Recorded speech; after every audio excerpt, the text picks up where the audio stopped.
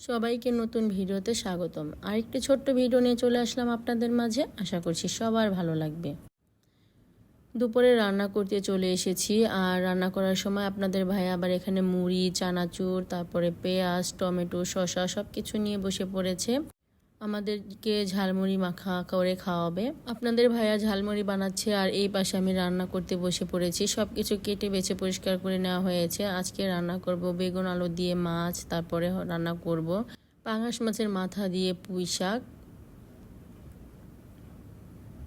পুঁই শাক তো দেখতেই পেরেছেন, আগের দিন এনেছিলাম। আর রান্না করব ডাল। ডালটা আমাদের প্রতিদিনই লাগে, কারণ বাচ্চারা ডাল ছাড়া ভাত খেতে চায় না।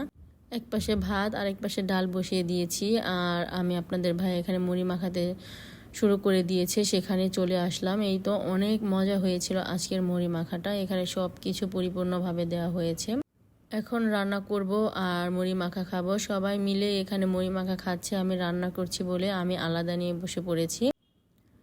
অনেক দিন পরে মজা করে মুড়ি মাখা খেলাম। আরেক দিনও খেয়েছিলাম, সেটা তেমন একটা মজা হয়নি। এই শসা, টমেটো এগুলো ছিল না, সেজন্য তেমন ভালো লাগেনি। আজকে সব কিছু দিয়ে মুড়ি মাখা করেছে, খেতে বেশ ভালো লেগেছে। মুড়ি মাখা খেয়ে তারপর আবার চলে এসেছি রান্না শেয়ার করতে আপনাদের জন্য। ডাল তো সেদ্ধ করা হয়ে গিয়েছে। মুড়ি মাখা খেতে খেতে ডালটা নামিয়ে নিয়েছি। এরপর এখানে আমি মাছ ভাজার জন্য ফ্রাই প্যান বসিয়ে দিয়েছিলাম, আর মাছগুলো সব দিয়ে দিয়েছি। এখন সুন্দর করে মাছগুলোও ভেজে নেব। মাছ ভাজা কিন্তু হয়ে গিয়েছে। মাছ ভাজা হয়ে যাওয়ার পর এখন আমি পুঁই শাকগুলো একটু ভাপ দিয়ে নেব, কারণ এগুলো তো কেনা শাক, ভাপ না দিলে অনেক সময় তেতো লাগে। তাই লবণ দিয়ে বসিয়ে দিলাম সেদ্ধ করার জন্য। পুঁই শাক সেদ্ধ করে নামিয়ে নিয়েছি। এখন আমি তরকারি বসিয়ে দিচ্ছি। এখানে পেঁয়াজ আর কাঁচামরিচ দিয়ে দিলাম। পেঁয়াজ কাঁচামরিচগুলো সুন্দর করে বাদামি কালার করে ভেজে নেব। তারপর একে একে সব মশলা দিয়ে দেব এখানে।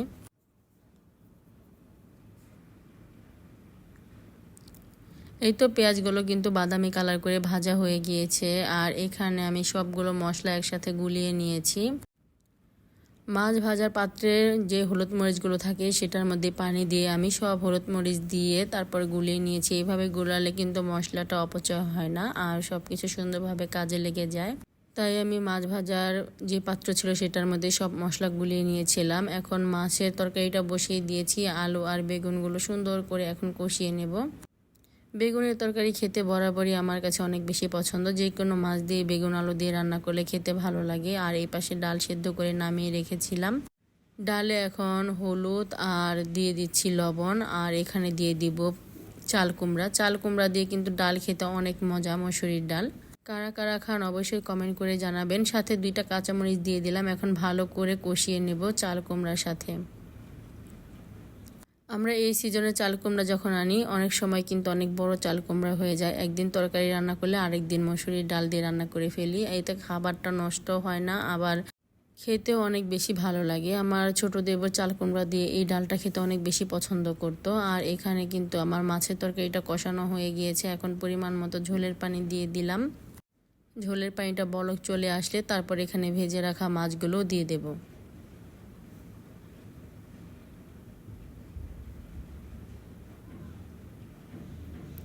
ঢাকনা দিয়ে ঢেকে রাখবো। আস্তে আস্তে তরকারির ঝোলটা বলক চলে আসবে। পানিটা একটু কম লাগছিল, তাই আরেকটু ঝোলের পানি দিয়ে ঢাকনা দিয়ে ঢেকে রাখলাম। ঝোলের পানি বলক চলে এসেছে। এখন ভেজে রাখা মাছগুলো দিয়ে দিলাম। মাছগুলো দিয়ে তারপর ভালো করে ফুটিয়ে নামিয়ে নিলাম। আর এগুলো ছিল বাটা মাছ। আপনাদের সাথে তো শেয়ার করেছি এই মাছগুলো যখন এনেছিলাম। সেই মাছগুলো থেকে আজকে কিছু মাছ রান্না করলাম। আর এই পাশে ডাল কিন্তু ভালো করে চাল কুমড়ার সাথে এখন ঝোলের পানি দিয়ে দিলাম। এই ডালটা একেবারে ঘন ঘন হবে, তাহলে খেতে বেশি ভালো লাগবে।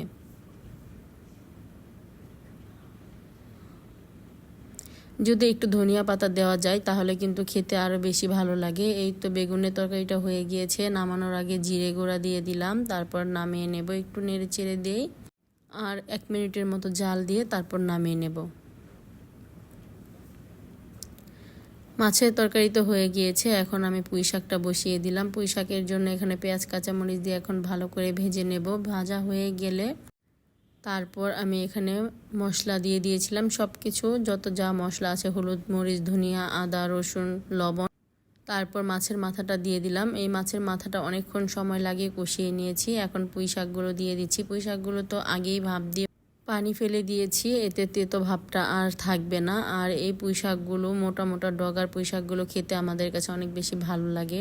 এখন সুন্দর করে পুঁই শাকটা রান্না করে নেব। মাছের মাথাটা কিন্তু ভেঙে চুড়ে তারপর রান্না করব, তাহলে খেতে ভালো লাগবে। পুঁই শাক দিয়ে পাঙাশ মাছের মাথা দিয়ে খেতে অনেক বেশি মজা। আমরা যখনই পাঙাশ মাছ আনি তখনই কিন্তু পুঁই শাক দিয়ে রান্না করে থাকি। আর এই তো এখানে মাছের তরকারি ঝোলটা দেখতে কেমন হয়েছে অবশ্যই কমেন্ট করে জানাবেন। সব রান্না বান্না শেষ, উপরে নিয়ে চলে এসেছি ভাত, তারপরে পুঁই শাককে দিয়ে, মাছের মাথা দিয়ে, চাল কুমড়া দিয়ে, মুসুরির ডাল। আজকে এই দুপুরে রান্নাবান্নার আয়োজন আজকে এই পর্যন্তই। এরপর দুপুরে খাবার খাওয়া শেষ হয়ে যাওয়ার পরে সন্ধ্যার সময় আমার শাশুড়ি মা বাচ্চাদের জন্য নাস্তা কিনে এনেছে। এখানে পুরি সিঙ্গারা এনেছে। এখন সব বাচ্চাদের নাস্তা দিয়ে দেব। সন্ধ্যার নাস্তা খেয়ে কেউ পড়তে বসবে, কেউ আবার কোচিংয়ে চলে যাবে। এই তো এখানে সিঙ্গারা এনেছে, এখন সবাইকে আমি ভাগ করে দিচ্ছি। আমাদের বাড়িতে যে কোনো জিনিসই আনুক না কেন সবাই কিন্তু একসাথে ভাগাভাগি করে খায়। আর এই ভাগাভাগির দায়িত্বটা সবসময় আমার ওপরই পড়ে। আমি সবাইকে সুন্দরভাবে বেড়ে দিই আর সবাই অনেক খুশি হয়ে যায়। এই তো সবাইকে দিয়ে দিয়েছি, যে যার মতো খাবার খেয়ে নিচ্ছে। এখানে আমার বড় ছেলে আর ছোট ছেলে ওরা টেবিলে বসেই পড়েছে, ওরা আর ঘরে যায় নাই। সবাই সবার রুমে চলে গিয়েছে। ওরা দুই ভাই আবার টেবিলে বসে নাস্তা করে নিচ্ছে। বড় ছেলেটা নাস্তা করে চলে যাবে কোচিংয়ে, আর ছোট ছেলেকে আমিই পড়তে বসাবো।